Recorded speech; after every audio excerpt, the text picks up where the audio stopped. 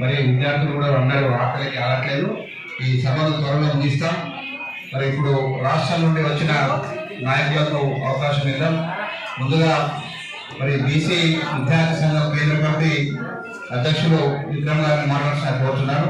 తక్కువ సమయం తీసుకోవాలి, ఎందుకనే సమయభావంతో చెప్తున్నాను. మిత్రులందరూ కూడా